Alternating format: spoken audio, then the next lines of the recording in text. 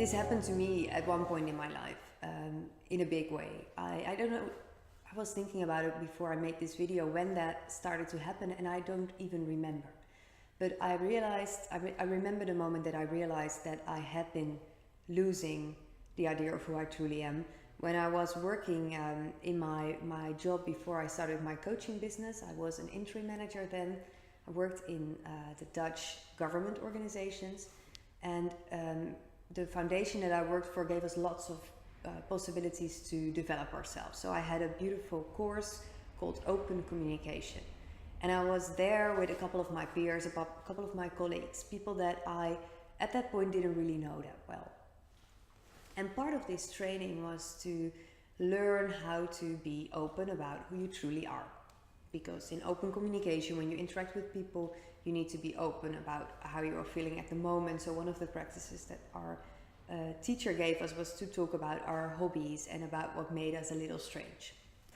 So when it was my turn, the only things I had come up with that I did that were me was cooking and reading and spending time with my boyfriend and some of my friends.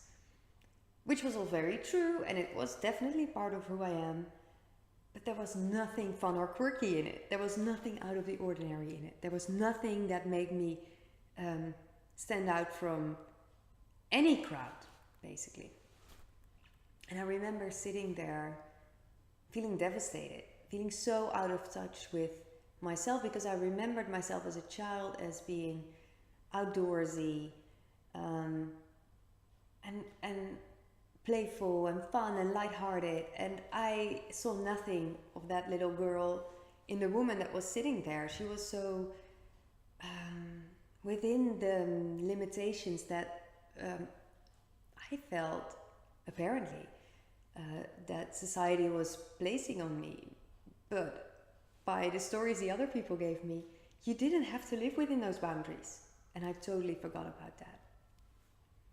So that moment for me was a turning point, because after that I realized that all these people that had shared those stories about what set them apart from the rest of us, I liked them so much better after I knew that.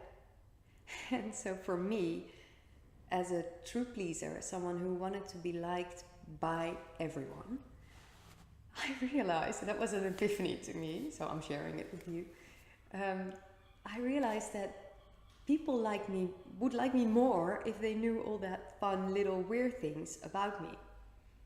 So to be liked more and to be pleasing even more, to be pleased even more, I set out on a quest to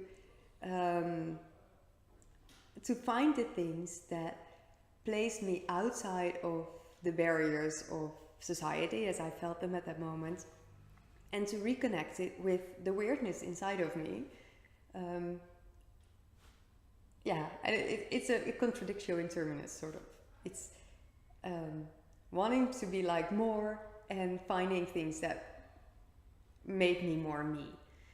So even though that's weird in hindsight, and I see the irony of that, it worked for me. It made me take that step of still being securely in my pleasing modus of I want to be liked, and setting out on a quest to find the things that make me more me, so that people could like me more.